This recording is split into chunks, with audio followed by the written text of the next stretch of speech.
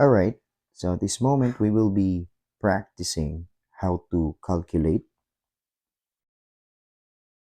the centripetal force. Again, when we encounter this symbol here, it's just the centripetal force, or if you could still recall, it's a center seeking kind of force. It could be normal force, or it could be like the tension force, or sometimes a combination of normal and gravitational forces. And what else? Like, don't forget, it's the static friction force that causes the object to maintain its curve motion when crossing on a curvature. Because when the object is not, you know, if the object is not influenced by static force as the centripetal force, the object will eventually move in a straight line and can cause some accident or something. Okay. Some other cases, in my previous example about tension force, I never include there, I never include a combination of tension force and gravity. Okay, but in some cases they will put it that way. They will have the tension force and then plus the gravity. The net force of that will be the centripetal force. But in my example, in my previous video, I just include tension and I disregard gravity in my previous example. Okay, so just a short review. And now we will be calculating now the magnitude of our centripetal force, how strong it is, or how much newtons uh, we can get needed for a certain object to maintain its circular motion. Okay, we can incorporate this in a topic called uniform circular motion. From the word itself, uniform, it's constant, or we can say not changing its motion. Right, not changing its motion, so it's constant, but but don't forget that it will be moving in a circular manner. Okay, we can just apply the centripetal force from the word itself, center. Okay, if the object is moving uh, in a circular motion, if we can have it like this. Okay, all right, so that's the circle there, and in that kind of shape we have a certain point at the center. And yeah, we will try to recall first the, let's say, the lines involved in this kind of figure circle. We have this like a line segment there that passes through the center and then divides the circle into half. That's what we call, if you could still remember, that's diameter. The unit of that is meter. And half of our diameter, like at this point only from the center and some point of our circle, half of it is called the radius. Okay, still meter, that's the unit.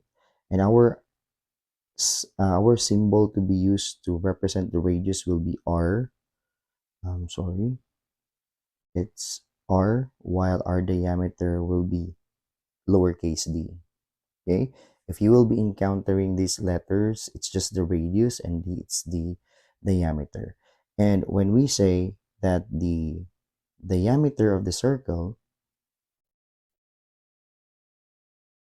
diameter is 10 meters, and half of 10 meters, it's 5 meters. So 5 is our radius and 10 is our diameter. Again, 10 is the total length of this line segment separating the circle into two perfect like shape, while half of that from the center, that's the radius. So you will just divide 10, you will have 5, okay? Or I will represent it this way. Half of it is 5, so the other half is still perfectly 5. So 5 plus 5, okay? Plus 5, 5 meters plus 5 meters, that's the diameter. Just a short review because we will be using that concept in calculating the centripetal force. Okay?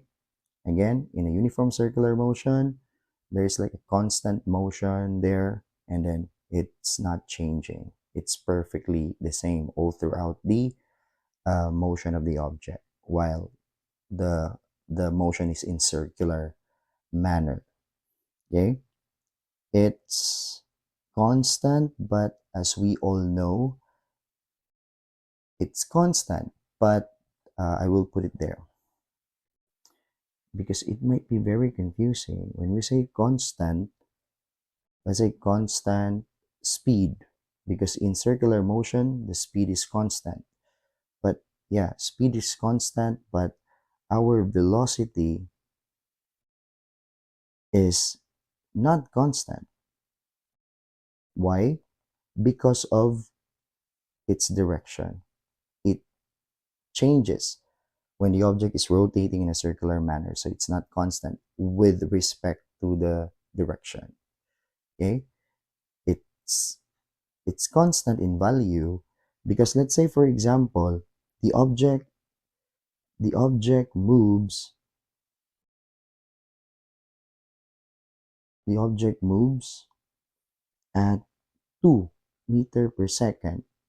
We have directions there, let's say north or east. That's velocity because velocity has a value and direction. So we're talking about velocity here. It's constant, that's 2 meter per second, but it varies along the way. Let's say, for example, if I will just erase this, our review here, okay? I will let you know or visualize what's going on here. Let's say, for example, our object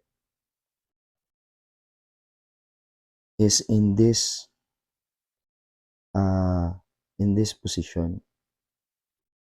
We will be dealing with tension force that acts as a centripetal force. So our tension force is our centripetal force. Okay? What does it mean? The tension force, this object is tied on a string and it's always pushing towards the center of that circular motion here. That's the tension force that is acting as the centripetal force.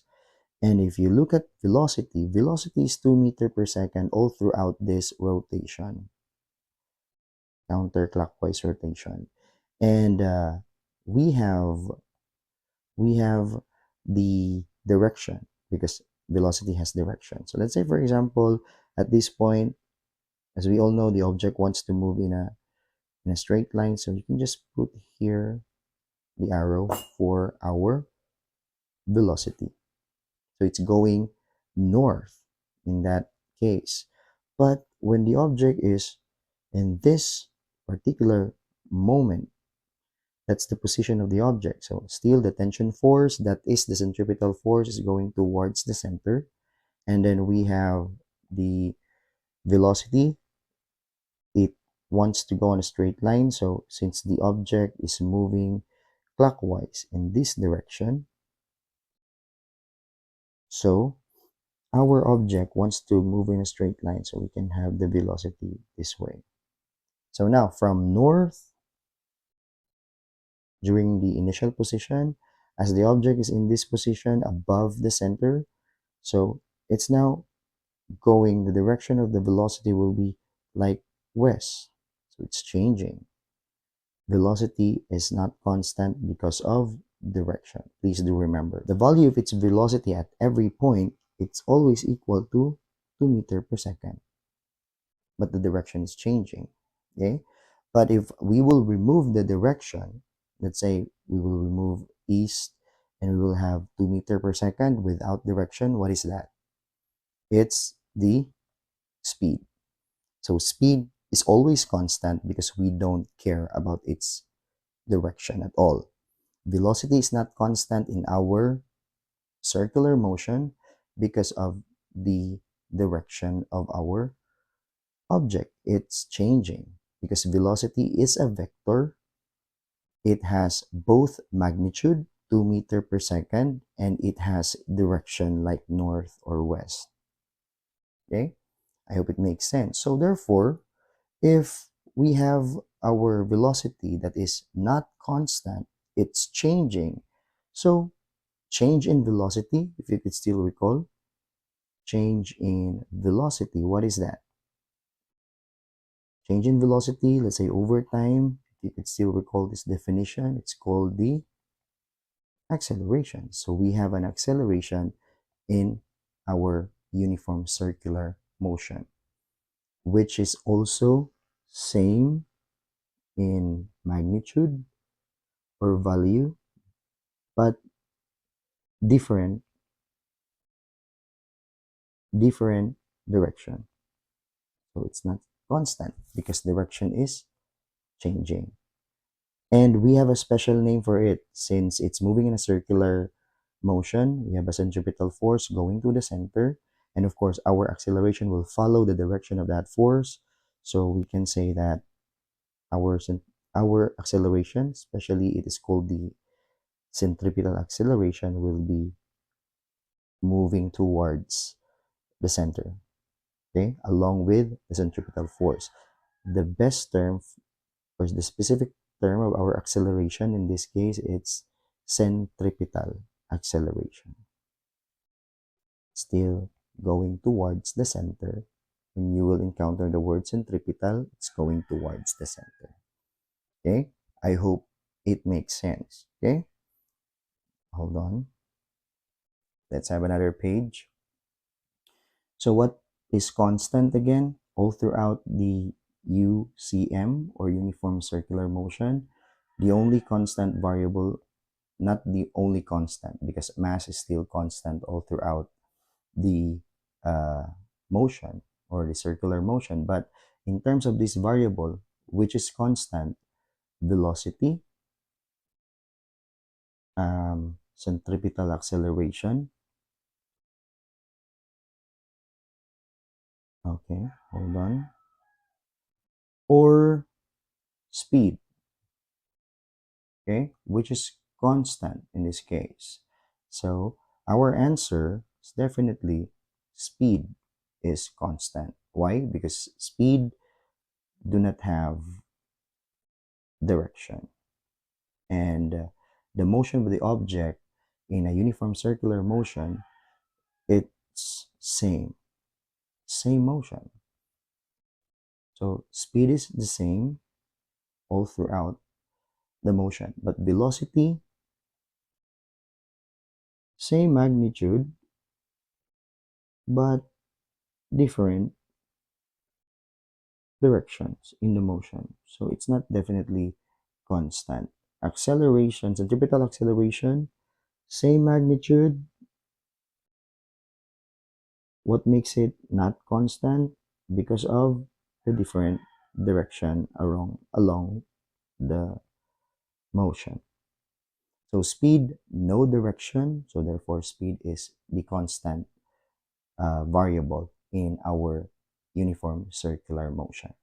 I hope it makes sense. All right, so while I'm erasing this, we will now be practicing how to solve our centripetal force. And if you could still recall the needed variables to calculate our centripetal force, I will put it here. Centripetal force is equal to mass of the object that is rotating in a circular manner multiplied by velocity or speed, and then we will divide it by the radius r. Again, in our circle,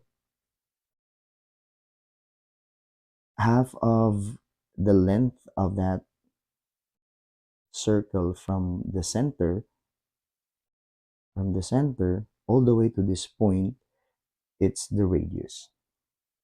Okay, so if ever we have this problem, let's say I will have an illustration here. Okay, and then we have an object here, or I will use another color, and it's of course a circle. In geometry, it has a point, a center point, and supposedly that's your hand holding the rope. So again, if there's a string, there's a rope, the force responsible for that is the tension force because of the presence of this material, rope or string. And if you notice, the direction of our tension force is towards the center. I hope you notice the arrow. So if that's towards the center, our tension force is our centripetal force. It's a center-seeking force going towards the center. That's why our arrow points inward or towards the center. That's our centripetal force. And if you notice, our acceleration there will follow the direction of the force. But when we are using this formula that I provided, we will not be using the variable of the acceleration here. So this is our centripetal acceleration. Okay, and of course in illustrating the velocity in terms of its direction, so the object, let's say the object is moving in, what is that direction? Clockwise, right? So if the object is moving clockwise, to move from that position to that position, so our object will be moving straight, oh sorry, in a straight line. That's the velocity. If you don't mind, without direction, that will become speed. Okay, now if ever we have a value of speed, this object is moving 2 meter per second squared. So in every direction of this object, let's say the object is in this position now, clockwise, so it will move in that direction. That's the v. It's still 2 meter per second squared because it's constant in every direction. If the object is in this position, it's moving clockwise, right?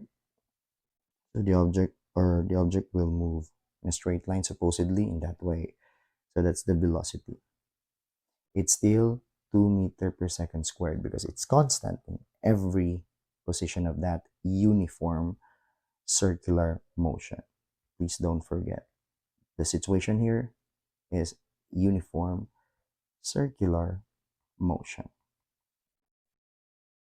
It's uniform, so it's 2 meter per second, 2 meter per second, 2 meter per second, 2 meters per second. Okay, and still our centripetal force, that is tension force, is always towards, pointing towards the center, along with our AC. AC stands for our centripetal acceleration. Okay, and now if We have the value of our v already. Let's put it this way. The given is v is 2 meter per second all throughout the motion. And we need to find the centripetal force in this case. We need to know the mass of our object. Let's say the mass of the object is 3 kilograms. Okay, 3 kilograms. That's the mass, or M, 3 kilograms. And we should know the remaining variable to complete our equation, which is the R. So where are we going to find the R? That's half of our diameter. So let's say, for example, the distance from the center all the way to this point, it's, let's say, 5 meters. Okay, so all throughout the uh, position of our object, let's say in this position, the radius is just half of it. So it's still 5. It will not change in any position. Now it's still 5. That's half of the circle. Imagine that's the circle. Half of that, that's the radius. Okay? Half of that position, or sorry, half of that length of our diameter. That's the total line segment between uh, 2 points as it passes through the center of the circle. Half of that is the radius r.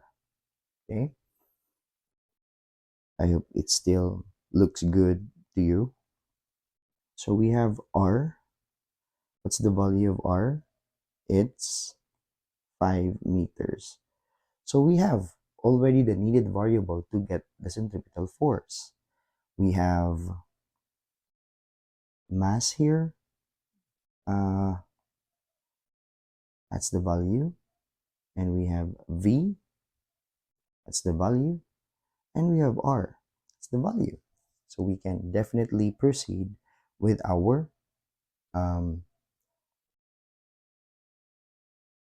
solution. Sorry. We'll just erase something in order to look good. Let's do it. So our unknown is the centripetal force, and how to do it. This will be our solution. So Fc, or centripetal force, is just the mass times velocity squared, and then R. The mass is, look at M here. This is the value of the mass of the object. So that's 3 kilogram. Multiply, okay? We will multiply it because when two variables are, you know, let's say they are adjacent to each other, or if you look at it, they are together. So in mathematical operation, we will multiply mass and velocity. Okay, just a review. Now let's continue. The value of v along the circular motion, it's the same. It's 2 meter per second. Don't forget this one. That's squared. And then all over, or we will divide it by radius r. So our r from the given variable, it's 5 meter. Okay, let's continue. So we will have to square our velocity. Okay, how to do that? When you will have that kind of equation, sometimes students will, you know, perform the operation in a wrong way, because let's say, for example, you have 4 squared. What some of the students will do, they will just have to multiply 4 by 2 and they will say it's 8, which is wrong because it's not the correct way. 4 raised to 2, meaning you have to multiply 4 by another 4 or by itself. So 4 times 4, it's 16. This is the correct answer. Okay, another example. Let's say you have 9 squared. So instead of doing 9 times 2, that's 18. It's wrong. You have to multiply 9 by 9. So 9 times 9, it's 81. This is the correct answer. So in this case, 2 is being squared. So 2 times 2, copy first 3 kilogram. Then 2 times 2, because we have the same scenario here, like 2 raised to 2. So 2 times itself, that's 4. So so you can say 4. Then, including the units, you will multiply meter times meter. It will become meter squared. So you will put it here. Over seconds times seconds, you will have second squared. Okay? And we will divide it by 5 meter. Now, next, 3 times 4. 3 times 4, that's 12. Then, just multiply the unit also. We will divide it. Hold on, you can copy the unit because you will be multiplying kilograms to this unit meter squared, second squared. So you can have meter squared over second squared. And you will divide it by 5 meters. So we can be able to, you know, cancel our unit here. We have this. This is 2 meters being multiplied. That's why you will have meter squared. But if we will try to cancel 1 meter in the denominator and this 1 meter here, or we can have 1 meter left, so we can also cancel it here. All right, so cancel that 1 meter. Since you have 2 meters there, meter times meter, we delete or we cancel 1 meter, so we still have 1 remaining meter. So that's equivalent to 1 meter without the squared. So when we divide 12 divided by 5, the answer is 2.4, and the remaining unit will be kilogram meter per second squared, or if you could still recall, 1 kilogram meter per second squared is equivalent to 1 newton. So we can write it as 2.4 newtons. So that's the answer for our image here. Thank you for watching, and I still have a lot of examples pertaining to how to calculate the centripetal force. But thank you for watching and see you around next time. Bye for now.